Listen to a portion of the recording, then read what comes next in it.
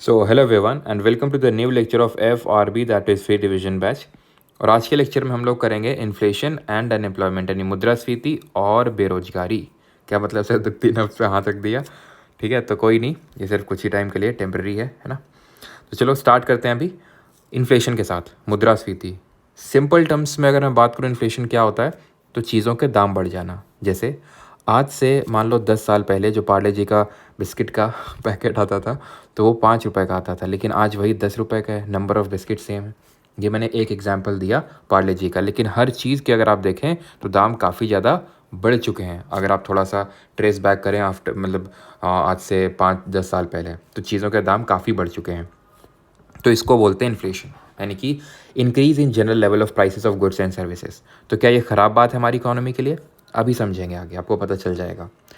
Inflation में purchasing power decreases, यानी कि जो खरीदने की क्षमता है वो घट जाती है। इसी की वजह से ड्यूरिंग इन्फ्लेशन द डेटर और the borrower benefits more than the lender, यानी कि जो पैसा लेता है उसको बेनिफिट होता है इन्फ्लेशन में रादर दैन जो पैसा देता है। कैसे, वो समझिए। मतलब दोनों पॉइंट्स एक ही आपस में कनेक्टेड हैं। देखो, जैसे फॉर एग्जांपल, जैसे कि मैंने आपको पिछले लेक्चर में आपको कॉन्सेप्ट बताया था मनी इल्यूजन का, है ना। पैसे की जो अवधारणा होती है कि जैसे मान लेते हैं कि आज से मान लो आज आपकी सैलरी है, या फिर आज से 5 साल पहले आपकी सैलरी थी 20,000 और आज बढ़ के सैलरी हो गई आपकी 30,000। ठीक है, तो आप हो गए खुश कि देखो मेरी सैलरी बढ़ गई 10,000। लेकिन आप जब बास्केट ऑफ गुड्स को देख रहे हैं कि 20,000 में मैं इतनी सारी चीज़ें पहले ख़रीद लेता था, आज उतनी चीज़ें तो 30,000 में भी नहीं आ रही हैं, क्योंकि महंगाई बढ़ गई है, चीज़ों के दाम बढ़ गए हैं। तो एक्चुअल में तो आपकी जो सैलरी है वो डिक्रीज़ हो गई है।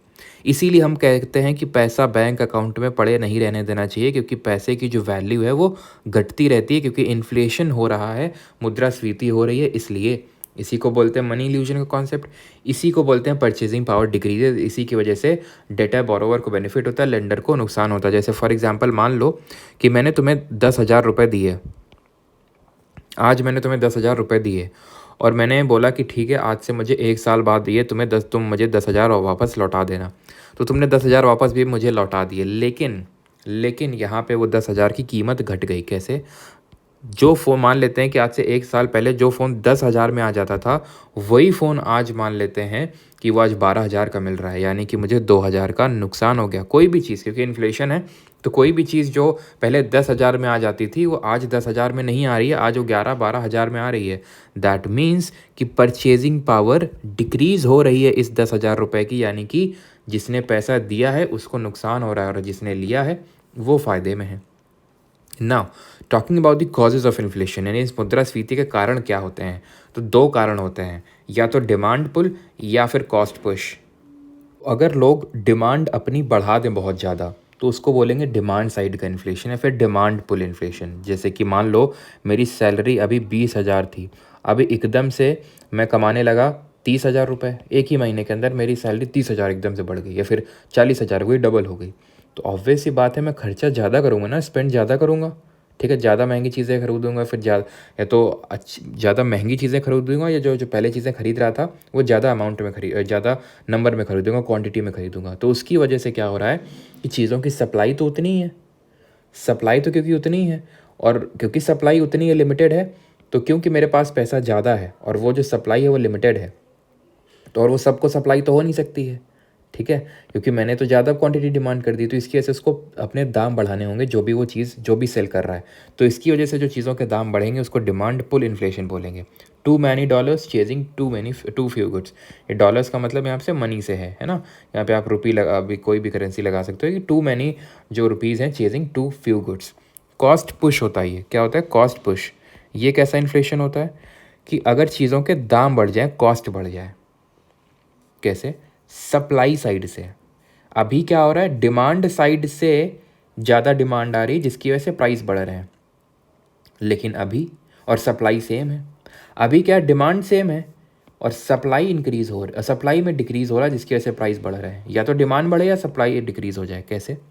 जैसे पाकिस्तान में इन्फ्लेशन आया हुआ पड़ा है, रशिया यूक्रेन वॉर चल रहा है, तो जो वो वीट इंपोर्ट करता था, जो गेहूं इंपोर्ट करता था, उसकी वजह से अब क्योंकि गेहूं के दाम बढ़ गए, क्योंकि वो इंपोर्ट कर नहीं पा रहा है, तो इसकी वजह से इन्फ्लेशन आ गया वहाँ पे। या फिर मान लेते हैं कि एग्रीकल्चर, मान लो कि मानसून ढंग से ना हुआ, मान लो हमारे यहाँ मानसून ढंग से ना हुआ और एग्रीकल्चर उसकी वजह से ज़्यादा ढंग से नहीं हुआ, तो उसकी वजह से क्या होगा, सप्लाई कम होगी। सप्लाई कम होगी तो भी इन्फ्लेशन आ जाएगा, चीज़ों के दाम बढ़ जाएंगे।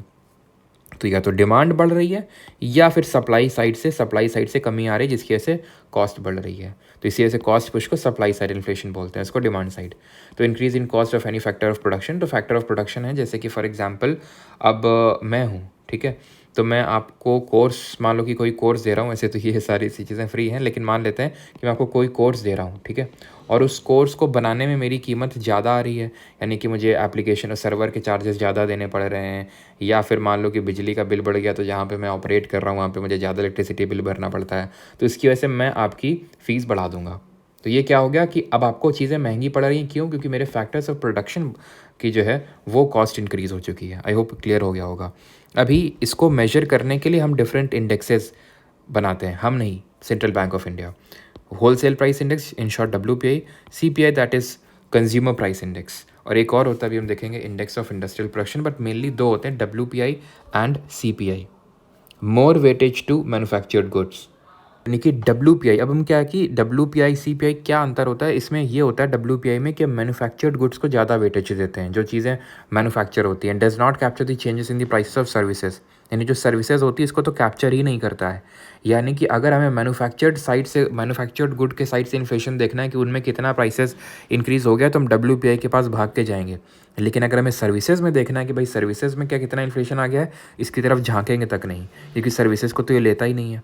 सर्विसेज को ये लेता है CPI, consumer price index. Food items को ज़्यादा वेटेज देता है और सर्विसेज भी इंक्लूडेड है, इसमें ध्यान रखना, लेकिन सबसे ज़्यादा वेटेज की बात आएगी तो फूड आइटम्स को है, मैन्युफैक्चर्ड गुड को इसमें है। बेस ईयर दोनों के सेम है, 2011-12 बेस ईयर मैंने आपको बताया था, रियल GDP और नॉमिनल GDP वाले कॉन्सेप्ट पे। It is publish by office of economic adviser, OEA, which comes under the ministry of commerce and industry. इसको पब्लिश करता है NSO, that is national statistical office, जो कि MOSPI, that is ministry of statistics and programme implementation के अंदर में आता है।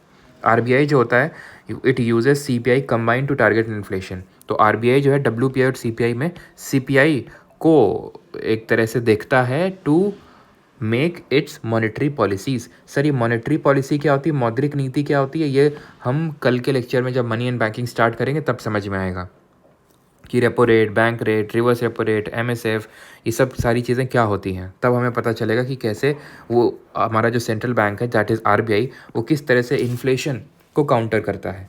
तो CPI कंबाइंड का हम यूज़ करते हैं, फिर हमारी जो सेंट्रल बैंक है वो यूज़ करती है। CPI अलग अलग तरीके के पब्लिश होते हैं, industrial worker, agriculture worker, CPI rural worker, ठीक है, CPI urban, CPI rural and CPI combined. तो जो RBI है वो CPI कंबाइंड को यूज़ करती है to target the inflation. Base year वही 2012 और NSO इसको कैलकुलेट करता है, which comes under the MOSPI। किनको? इन तीनों को। बाकी इन तीनों को आपका लेबर ब्यूरो करता है, जो कि मिनिस्ट्री ऑफ लेबर के तहत आता है। ये उतना इंपॉर्टेंट नहीं है, ये सारी चीज़ें मैं आपको बता दूं, बस इतना यहाँ तक ध्यान रखना। ये तो बस ऐसे ही है कि भाई ये अलग अलग तरीके के होते हैं, इतना डीप में आपको जानने की इसमें ज़रूरत नहीं होती है। अभी आते हैं टाइप्स ऑफ इन्फ्लेशन, यानी कि डिफरेंट तरह की जो हमारी मुद्रास्फीति होती हैं on the basis of rate, मतलब उसकी क्या दर है, यानी जो चीज़ों के दाम बढ़ रहे हैं वो किस दर से बढ़ रहे हैं, किस रेट से बढ़ रहे हैं, उसके बेसिस पे जब हम डिवीजन करते हैं तो ये हमें क्रीपिंग, वॉकिंग, रनिंग, गैलोपिंग और हाइपर इन्फ्लेशन के रूप में निकल के आता है। एज सच कोई बहुत ही फिक्स डेफिनेशन नहीं, कितना होगा तभी क्रीपिंग बोलेंगे, बट इन जनरल जब 3 से 4% होता है तो उसको क्रीपिंग बोल देते हैं, 4 से 10% होता है तो वॉकिंग बोल देते हैं, 10 to 20% में रनिंग, 20 to 100% इन्फ्लेशन है तो गैलोपिंग, है ना। अभी क्रॉल कर रहा है, अभी क्रीप कर रहा है, रेंग रहा है, अभी चल रहा है, अभी दौड़ रहा है, अभी एकदम बहुत भयंकर तरह से एकदम दौड़ रहा है। हाइपर का मतलब तो आप समझिए चुके हो कि बियॉन्ड कंट्रोल 100% से भी ज़्यादा इन्फ्लेशन का रेट हुआ, that is called as hyper inflation. जैसे कि श्रीलंका में 2022 के टाइम पे ये 44% हो गई थी रेट ऑफ इन्फ्लेशन। आपने सुना होगा ना कितना इकोनॉमिक वहाँ पे क्राइसिस हो गया था। इंडिया में अगर ये बात करें तो रफली 5% के समथिंग, 5.1% के समथिंग अभी आपका रेट ऑफ इन्फ्लेशन चल रहा है। ये पूछेगा नहीं आपसे, ठीक है। अभी बात करते हैं डिसइन्फ्लेशन क्या होता है, डिफ्लेशन क्या होता है। तो डिसइन्फ्लेशन, डिफ्लेशन थोड़ा सा सिमिलर साउंड हो रहा है लेकिन अंतर है। डिसइन्फ्लेशन, देखिए डिफ्लेशन क्या होता है, it is opposite of inflation, it is opposite of inflation, यानी इन्फ्लेशन का एकदम उल्टा होता है डिफ्लेशन, ठीक। यानी कि इन्फ्लेशन में क्या, चीज़ों के दाम बढ़ रहे हैं, डिफ्लेशन में क्या, चीज़ों के दाम घट रहे हैं। परचेजिंग पावर इसमें इंक्रीज़ होगी। जैसे इन्फ्लेशन में डिक्रीज़ हो रही थी परचेजिंग पावर, तो इसमें आपकी परचेजिंग पावर इंक्रीज़ होगी, बढ़ेगी, क्योंकि चीज़ों के दाम घट रहे हैं। ठीक है, जो कि बहुत ही रेयर होता है कि भाई कोई चीज़ पहले मान लो 10 रुपये की मिलती थी, आज वही चीज़ 5 रुपये की मिल रही है। तो आई होप ये चीज़ आपको समझाने की ज़रूरत नहीं कैसे इंक्रीज़ हो रही है, क्योंकि इन्फ्लेशन मैंने आपको समझा दिया कि कैसे डिक्रीज़ होती है परचेजिंग पावर। डिसइन्फ्लेशन ये एक टाइप ऑफ इन्फ्लेशन होता है, ध्यान रखिएगा, ये it is a type of inflation. ये क्या है? ये इन्फ्लेशन का उल्टा है। ये इन्फ्लेशन का ही एक टाइप है, disinflation, a type of inflation, जिसमें कि रेट ऑफ इन्फ्लेशन बस डिक्रीज़ हो रही है। डिस क्यों वर्ड लगाया यहाँ पे? डिसइन्फ्लेशन, यानी जो इन्फ्लेशन की रेट है वो घट रही है। जैसे मान लो कि अभी 5.1% मैंने आपको बताया कि इन्फ्लेशन की रेट है इंडिया में। ठीक है, अगले साल मान लेते हैं कि 4% हो जाती है, फिर अगले साल तक मान लेते हैं 3%, फिर मान लेते हैं 2%। इन्फ्लेशन तो अभी भी है ना 5%, 4%, 3%, 2%, लेकिन इन्फ्लेशन की रेट घटते जा रही है। That is called as disinflation. अब इन्फ्लेशन की केस में जनरली होता क्या है? इन्फ्लेशन की केस में ये होता है कि जब इन्फ्लेशन होता है तो अनएम्प्लॉयमेंट यानी कि जो बेरोजगारी है वो कम होती है, यानी कि इन्वर्स रिलेशन होता है। ठीक है, इन दोनों में इन्वर्स रिलेशन होता है, और ये हमारे फिलिप्स जी ने बोला था कि इन्फ्लेशन जब इंक्रीज़ होता है तो अनएम्प्लॉयमेंट यानी बेरोजगारी डिक्रीज़ होती है, यानी कि दोनों में इन्वर्स रिलेशन होता है। लेकिन ये जो सिचुएशन है स्टैगफ्लेशन में रिवर्स हो जाती है, ये सही साबित नहीं होता, फिलिप्स कर्व फेल हो जाता है। एक सिचुएशन जिसको स्टैगफ्लेशन बोलते हैं, इट इज़ वेरी इंपॉर्टेंट। क्या होता है इसमें? इसमें इन्फ्लेशन तो है लेकिन अनएम्प्लॉयमेंट भी कायदे से है, यानी इन्फ्लेशन की रेट भी बहुत ज़्यादा है और अनएम्प्लॉयमेंट की रेट भी बहुत ज़्यादा है। ऐसा क्यों होता है कि इन्फ्लेशन जब होता है तो अनएम्प्लॉयमेंट कम हो जाता है? ऐसा इसलिए होता है क्योंकि खुद ही सोचो, इन्फ्लेशन है, इसका मतलब है डिमांड बढ़ रही है, लोगों के हाथों में पैसा आ रहा है। अब क्योंकि डिमांड बढ़ रही है, लोग बोल रहे हैं और दो और दो और दो, तो उसकी वजह से फिर प्रोडक्शन भी करना पड़ेगा उसके एवज में। जब प्रोडक्शन करना पड़ेगा तो कौन करेगा? इंसान ही तो करेंगे। ठीक है, या फिर मशीन्स करेंगे, तो मशीन्स को ऑपरेट करने के लिए इंसान चाहिए, तो इंसानों को क्या मिलेगा? रोजगार मिलेगा। है कि क्लियर बात? तो इसीलिए बोलते हैं कि थोड़ा बहुत इन्फ्लेशन जो है इकोनॉमी के लिए अच्छा है। बियॉन्ड कंट्रोल निकल जाए, जैसे कि श्रीलंका में वो 44%, वो भी बेकार है, और एकदम ना हो इन्फ्लेशन, वो भी बेकार है। यानी कि इन्फ्लेशन नमक की तरह है सब्जी में, कि थोड़ा है तो अच्छा है, कम है तो भी अच्छा नहीं, और ज़्यादा है बहुत तो भी बेकार है। ठीक है, तो इसी वजह से इन्फ्लेशन जब होता है तो, क्योंकि इन्फ्लेशन का मतलब है कि चीज़ों की डिमांड बढ़ रही है, वो डिमांड फुलफ़िल नहीं हो पा रही है, तो इसलिए क्या होता है कि उस केस में एम्प्लॉयमेंट होता है, अनएम्प्लॉयमेंट डिक्रीज़ होता है। लेकिन स्टैगफ्लेशन जैसी सिचुएशन में चीज़ें रिवर्स हो जाती हैं, इन्फ्लेशन भी है और बेरोजगारी भी है, लोगों को रोज़गार भी नहीं मिल रहा है, यानी कोई इकोनॉमिक एक्टिविटी भी नहीं हो रही है। यानी कि मान लेते हैं ये ऐसा केस हो सकता है कि जहाँ पे कॉस्ट पुश इन्फ्लेशन है, कि चीज़ों के दाम बहुत ज़्यादा बढ़ गए हैं क्योंकि फैक्टर्स ऑफ प्रोडक्शन, यानी कि मान लेते हैं मानसून ख़राब हो गया है, ठीक है, और मतलब कुछ ऐसा वर्ल्ड वॉर टाइप सिचुएशन हो गया है, फिर अभी भी अगर हम देखें तो उतने अच्छे कंडीशंस नहीं चल रहे हैं अक्रॉस दी वर्ल्ड ग्लोबली, तो उसकी वजह से भी चीज़ों के मान लेते हैं दाम बढ़ रहे हैं, और लोग जो है साइक्लिकल अनएम्प्लॉयमेंट, अभी हम देखेंगे डिफरेंट टाइप्स ऑफ अनएम्प्लॉयमेंट, तो लोग अनएम्प्लॉयड भी हैं, तो इसी सिचुएशन को स्टैगफ्लेशन बोलते हैं। ठीक है, जैसे कि ये सिचुएशन देखने को मिली थी जब ग्रेट डिप्रेशन हुआ था 1929 और 39 के टाइम पे, और जो ग्रेट रिसेशन हुआ था 2008 के टाइम पे। ठीक है, तो ये कंडीशन सबसे बेकार होती है इकोनॉमी के लिए, स्टैगफ्लेशन, जहाँ पे एम्प्लॉयमेंट भी बहुत ज़्यादा है और रेट ऑफ अनएम्प्लॉयमेंट भी बहुत ज़्यादा है। ठीक है, अब हम देखेंगे different types of unemployment, but before that हम एक IIP पढ़ लेते हैं, इंडेक्स ऑफ इंडस्ट्रियल प्रोडक्शन, जैसे हमने CPI WPI पढ़ा। Index of industrial production full form होता है, बेस ईयर सेम है, इसको भी NSO, जिसको कि CPI पब्लिश करता है, वही सेम इंस्टीट्यूट इस IIP को भी पब्लिश करता है। बस एक चीज़ हमें याद रखनी है कि 8 कोर जो इंडस्ट्रीज़ होती हैं, ये 8 कोर इंडस्ट्रीज़ जो होती हैं, अब कोर इंडस्ट्रीज़ क्या होती हैं? जिन पे कि बाकी इंडस्ट्रीज़ भी डिपेंड करती है। अब जैसे इलेक्ट्रिसिटी पे बहुत सारी इंडस्ट्री डिपेंड करती हैं, इलेक्ट्रिसिटी ढंग की नहीं होगी तो जो भी कारखाने वगैरह काम कर रहे हैं, या फिर जिनका डायरेक्टली भाई इलेक्ट्रिसिटी का तो हर जगह यूज़ है, ठीक है, तो दिक्कत हो जाएगी। स्टील, ठीक है, it is a kind of backbone of manufacturing sector, ये नहीं होगा तो वो जो चीज़ें मैन्युफैक्चर होती हैं, मशीनरी वगैरह, वो महंगी हो जाएंगी, तो स्टील भी बहुत इंपॉर्टेंट है। क्रूड ऑयल बहुत इंपॉर्टेंट है। अब क्रूड ऑयल से ना जाने क्या क्या बनता है, रिफाइनरी, काफ़ी इसके रिफाइनरी प्रोडक्ट्स बनते हैं, यहाँ तक कि जो आपका जेट फ्यूल होता है वो भी इसी से, क्रूड ऑयल से ही बनता है। Natural gas, cement, fertiliser, crude oil, fertiliser पे आपका जो एग्रीकल्चर सेक्टर है वो डिपेंड करता है। तो ये सारी चीज़ें जो है, इनको हम क्या बोलते हैं, सारी इंडस्ट्रीज़ को 8 कोर इंडस्ट्री, टोटल 8 इंडस्ट्रीज़ हैं। इसका 40% जो है वो IIP में लिया जाता है, सो दैट कि अगर हमें कोर इंडस्ट्रीज़ का इन्फ्लेशन चेक करना है, इसके साइड कितना इन्फ्लेशन है नहीं है, तो हम IIP के पास जाएंगे, इंडेक्स ऑफ इंडस्ट्रियल प्रोडक्शन के पास।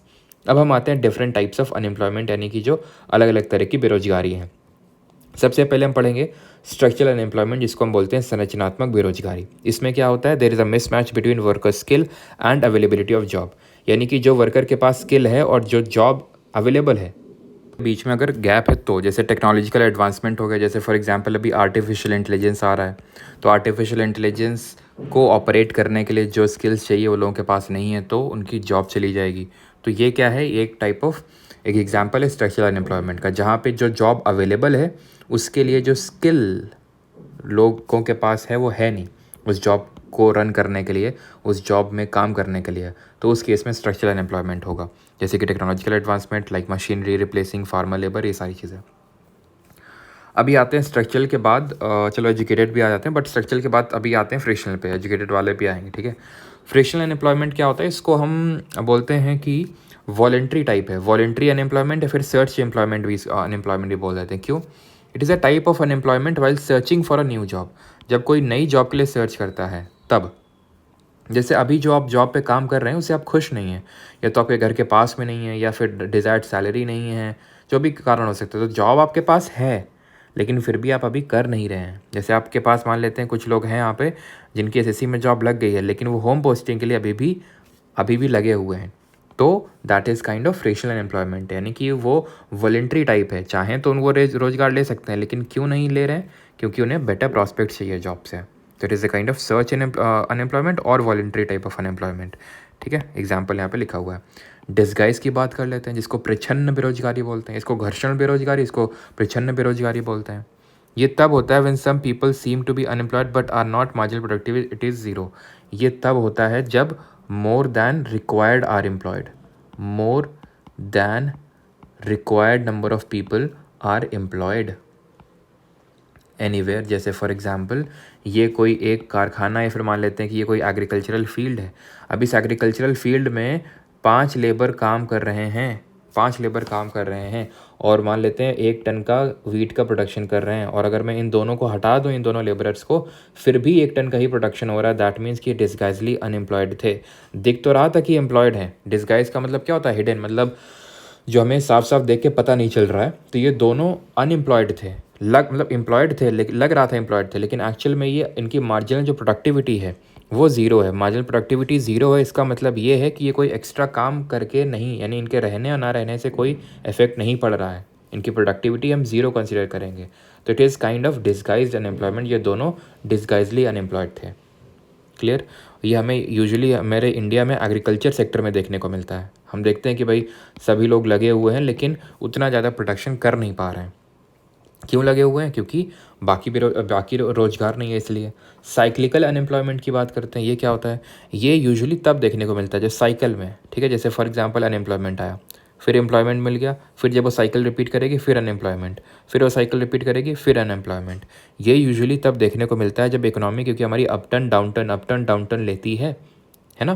जैसे अभी प्रेजेंट टाइम की अगर बात करें तो रेसेशन टाइप सिचुएशन चल रही है कि भाई रशिया यूक्रेन वॉर चल रहा है, इसराइल फलस्तीन वॉर चल रहा है, रिलेशंस आपस में कंट्रीज़ के अच्छे नहीं चल रहे हैं, तो इसकी वजह से रेसेशन, इकोनॉमी में रेसेशन का मतलब होता है एक sustained period of negative growth, यानी ग्रोथ हो ही नहीं रही है काफ़ी टाइम से, that is called as recession. जैसे कि अभी मैंने बताया यूएसए में स्टार्ट हुआ था और ग्लोबली भी 2008 में हमें रिसेशन देखने को मिला था, जहाँ पे सिग्निफिकेंट डाउन टर्न देखने को मिला था इकोनॉमी में, जिसकी वजह से अक्रॉस द वर्ल्ड लोगों की जॉब चली गई थी। तो इसको बोलते हैं साइक्लिकल, यानी कि यहाँ पे स्किल भी है, डिस्गाइज अनएम्प्लॉयमेंट भी नहीं है, लोग जॉब भी करना चाहते हैं कि भाई फ्रेशली अनएम्प्लॉयड भी नहीं है, तो फिर भी क्यों अनएम्प्लॉयमेंट है? क्योंकि ये साइकिल ही चल रही है। क्योंकि ऐसा माना जाता है कि भाई हर 15 से 20 साल में एक साइकिल ऐसा आता है कि भाई लोगों की जॉब चली जाती है, एक रिसेशन वाला फेज आता है, तो that is called as cyclical unemployment. Example the great recession of 2008। फिर आते हैं अभी एक होता है आपका सीजनल अनएम्प्लॉयमेंट, इसको इसका सब टाइप ही बोल देते हैं साइक्लिकल वाले का। Employment based on the seasonal basis, ये इंडिया के आपको एग्रीकल्चर सेक्टर में खासकर देखने को मिलता है, रूरल पार्ट ऑफ इंडिया में। जैसे कि अब मानसून सीज़न है तो भी बुआई का समय है, ठीक है, और जब कटाई हो जाएगी मान लेते हैं, ठीक है। काफ़ी जगह तो आप देखेंगे इंडिया के रूरल में कि भाई एक ही फसल बोई जाती है, एक ही फसल बोई जाती है कई जगहों में, तो जो बाकी का टाइम है वहाँ पे वो सारे लोग अनएम्प्लॉयड होंगे, उनके पास रोजगार नहीं होगा। या कोई ऐसा काम जो सिर्फ कुछ महीनों में ही मिलता हो, जैसे दिवाली के टाइम पे जो कुम्हार वगैरह है उनका काम बढ़ जाता है, लेकिन बाकी सीजन्स में ऑफ सीजन टाइप रहता है उनका बाकी महीनों में। तो ऐसे टाइप ऑफ अनएम्प्लॉयमेंट को हम सीजनल बोलते हैं। कुछ सीजन्स में तो एम्प्लॉयड रहते हैं बट कुछ बाकी सीजन्स में अनएम्प्लॉयड, फिर एम्प्लॉयड फिर अनएम्प्लॉयड, तो इसको बोलते हैं सीजनल अनएम्प्लॉयमेंट। ठीक, अभी आते हैं जो है एजुकेटेड अनएम्प्लॉयमेंट। ये इंडिया के अर्बन पार्ट में देखने को मिलता है, जैसे कि जो सीजनल वाला है इंडिया के मोस्टली रूरल पार्ट में देखने को मिलता है, वैसे एजुकेटेड वाला इंडिया के अर्बन पार्ट में देखने को मिलता है, जहाँ पे मतलब लोग रोज एजुकेटेड तो हैं, शिक्षित तो हैं, उनके पास डिग्री तो है, लेकिन फिर भी अनएम्प्लॉयड है। तो इसको हम एक स्ट्रक्चरल अनएम्प्लॉयमेंट का सब टाइप ही बोल सकते हैं। लेकिन अगर कैटेगराइज करके वो लिखेगा कि लोग एजुकेटेड हैं, लोगों के पास डिग्री है, तो आप एजुकेटेड ही मारेंगे, चाहे दोनों ऑप्शन में होंगे फिर भी। ठीक है, मैं फिर से रिपीट कर रहा हूँ। और अगर ये लिख दे कि अर्बन पार्ट ऑफ इंडिया में क्या देखने को मिलता है, अगर ये स्पेसिफाई कर दे अर्बन पार्ट ऑफ इंडिया, या फिर वो ये लिख दे कि लोग एजुकेटेड हैं, या फिर वो ये लिख दे कि लोगों के पास डिग्री है फिर भी अनएम्प्लॉयड है, तो आंसर एजुकेटेड होगा, बिकॉज क्वेश्चन आ चुका है इस पर। और स्ट्रक्चरल क्या है, जब स्किल और अवेलेबिलिटी ऑफ जॉब के बीच में, जो वर्कर्स की स्किल और अवेलेबिलिटी ऑफ जॉब के बीच में एक गैप है, स्किल गैप है, तो स्ट्रक्चरल अनएम्प्लॉयमेंट, जिसको संरचनात्मक बेरोजगारी बोलते हैं। Is that clear? तो यहाँ पे हमारी चीज़ें होती हैं ख़त्म आज की, नॉट आज की, बिकॉज अब आज आपको 2 लेक्चर्स मिलेंगे। तो अभी तो इन्फ्लेशन एंड एम्प्लॉयमेंट हमने देखा है, और अगले लेक्चर में हम लोग मौद्रिक नीति या फिर मनी एंड बैंकिंग स्टार्ट करने वाले हैं, जिसमें कि हम मनी एंड बैंकिंग के सारे इंपॉर्टेंट कॉन्सेप्ट देखेंगे, जो कि आपके एग्जाम पर्सपेक्टिव से बहुत इंपॉर्टेंट है। एक चीज़ यहाँ पे आई थिंक मैंने मिस कर दी, and that is MV equals to ये PT जो लिखा हुआ है, मतलब क्या है? इसका मतलब ये है, इरविन फिशर जी ने ये थ्योरी दी थी। यहाँ पे M से मतलब है मनी सप्लाई,